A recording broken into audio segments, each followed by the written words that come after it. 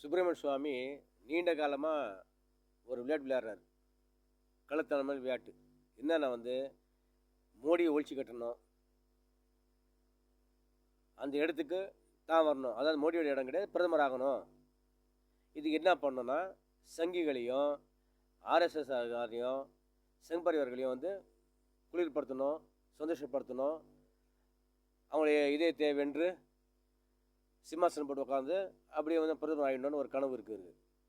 இதுக்கு என்ன பண்ணணும்னா ஏதாவது பொருளை கொண்டு வரணும்.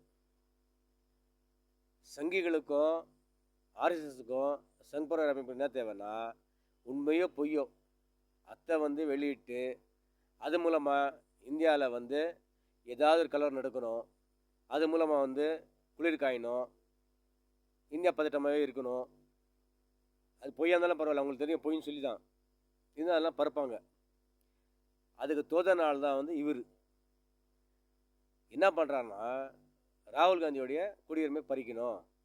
அவர் இந்தியர் கிடையாது, அவருடைய பாஸ்போர்ட் இங்கிலாந்து பாஸ்போர்ட்டு, அதை வச்சு இவர் குடியுரிமை பறிக்கணும்னு சொல்லி இவர் வழக்கு தொட போகிறாரு. அது நிற்க போகிறதும் கிடையாது, ஆக போகிறதும் கிடையாது. ஆனால் இதை சங்கிகள் நம்புவாங்க. ஆர்எஸ் அமைப்பு ஒரு உள்ளுக்குள்ளே சந்தோஷப்படும். அதே மாதிரி சங் பரிவார்கள்லாம் குளிர் காயணும். இது மூலமாக இதுக்கு இவர் தான் தோத நாள். ஆஹா சூப்பராக செய்கிறாரு சொல்லி அவங்க இவரை பாராட்டலாம், தலைமை வச்சு உட்காரிச்சிக்கலாம், மடி மேலே போட்டு பால் ஊட்டலாம், இல்லைன்னு சொல்ல. ஆனால் பிரதமர்லாம் ஆக்க மாட்டாங்க, இவருக்கு நினைப்பு ஆயிடலான்றது. அதே போல் இங்கே ஒருத்தர் இருக்கார், எடப்பாடி ஐயா அவர்கள். நாணயம் கலைஞர் 100 நாணயத்தை வெளியிடுறாங்க. தமிழக அரசு அதை நடத்துது. திமுகவில் தமிழக அரசு நடத்துது. அதை வெளியேறது எப்படி பார்த்தாலும் ஒன்றிய அரசு தான். ஏன்னா நாணயம் அச்சடிக்கு உரிமை மாநில அரசுக்கெலாம் கிடையாது, ஒன்றிய அரசு தான் இருக்குது. அப்போது ஒன்றிய அரசுடைய பங்கு தான் அதில் இருக்குது. அது உண்மையான விஷயம்னா ஒன்றிய அரசு தான் வெளியிடுது. இத்தை சாக்கா வச்சு ஏதாவது கலப்பலாம்னு பார்க்குற எடப்பாடி. அது தகுந்த மாதிரி என்ன பண்ணுறாருன்னா, ஸ்டாலின் ஐயா ராஜ்நாத் சிங்கை கூப்பிட்டு வெளியிடுறாரு. ஒரு ஒன்றிய அரசுடைய நிகழ்ச்சி தமிழக அரசு நடத்துது. தமிழக அரசில் ஸ்டாலின் தலைமையில் இருக்கிறதுனால அவருடைய தந்தையார் முன்னாள் முதல்வர் முத்தமிழ் அறிஞர் ஐயா கலைஞருடைய உருவம் பொறுத்து நாணயம் வெளியிடுறாங்க. இது அரசு நிகழ்ச்சி தான். இவருடைய என்ன சொல்கிறாருன்னா, ஏன் ராகுல் காந்தியை கூப்பிடல, ஏன் கூட்டணி கட்சி கூப்பிடல? இதுக்கு அவருக்கு முதலமைச்சர் ஒரு கேள்வி கேட்டார், மூளை இருக்கா இல்லையான்னு. உடனே என்ன கேட்குறாரு, நம்ம சின்ன ஒரு வார்த்தை கேட்டது மூளை இல்லையான்னு கேட்குறான்றார். அண்ணாமலை விடுங்க, ஏதோ ஒரு சரியாக பேசுகிற மாதிரி தெரியுது, அது சரியாக பேச மாட்டார். அவர் ஏதோ சரியாக பேசுகிற மாதிரி காமிச்சிக்கிறாரு. அவர் வேறு ஒரு நோக்கம் ஒன்று இருக்கும்.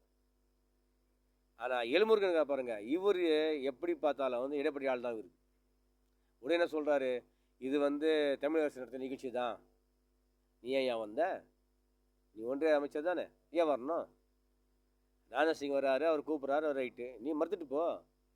ஆனால் இவர் என்ன பண்ணுறாருன்னா, உடனே இது தமிழக அரசு தான், அதாவது தூபம் போடுறாரு.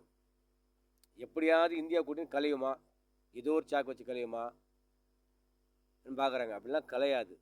ஏன்னா இந்தியா கூட்டணி இது சந்தர்ப்பத்து கூட்டணி கிடையாது, கொள்கை கூட்டணி. கண்டிப்பாக உடையாது. அதே போல்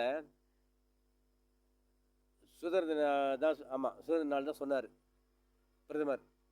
பெண்கள் பாதுகாப்பாக இருக்கணும், பெண்களுக்கு பாதுகாப்பு கொடுக்கணும், பெண்களுக்கு முன்னுரிமை கொடுக்கணும், பெண்கள் கண்கள்னு என்னென்னு பேசுனார். ஆனால் கடந்த 10 ஆண்டு இப்போது நடுக்கிற ஆட்சியில் பார்த்தா பெண்கள் எந்த அளவுக்கு துயரப்படுறாங்க, கஷ்டப்படுறாங்க, வன்புணர்வு வன்முறையில் பாதிக்கப்படுறாங்க, கற்பழிப்படுறாங்கன்னு கணக்கெடுத்தா தூக்கு போட்டு நாமளே செத்துடலாம் வெக்கப்பட்டு. அந்தளவுக்கு நடக்குது. எந்த மாநிலம்னா சரி. இப்போ இவர் என்ன சொல்கிறாருன்னா, மாநிலம் சொல்வார், மாநில அதிகாரி யாரும் கூட தான் இருக்குது, எல்லாமே இருக்குது, நீங்கள் தானே பாஷா. அப்போது இதெல்லாம் காரணத்தை நீங்கள் தானே ராஜ்யம் பண்ணிட்டு போங்க. மகாராஷ்டிராவில் சின்ன பெண்ணை கற்பழிச்சுக்கிறாங்க. அதை கண்டித்து காங்கிரஸ்காரங்க ஆர்ப்பாட்டம் பண்ணுறாங்க, குண்டு குட்டாத்துக்கு அடிக்குது, ஒதிக்குது. அவங்கள இணைய முடக்கம் பண்ணிச்சிருக்காங்க. பரவக்கூடாதான். ஒரு குற்றம் நடந்தால் குற்றத்தை வெளியே கொண்டு எஃப்ஐஆர் பதிவு பண்ணி அவங்கள தண்டிக்கணும். மூடி மறைக்கிறாங்க. அதுக்கு ராகுல் காந்தி கடன் தெரிவிச்சிருக்காரு. இந்தியாவில் எங்குமே வர வர பெண்களுக்கு பாதுகாப்பு இல்லை என்றது தான் உண்மையான விஷயம். இதுக்கு முதல்ல வந்து இந்தியர்களா மனிதர்களா நம்ம வெட்கப்படணும். முதல்ல இதுக்கு பிரதமர் வெட்கப்படணும்.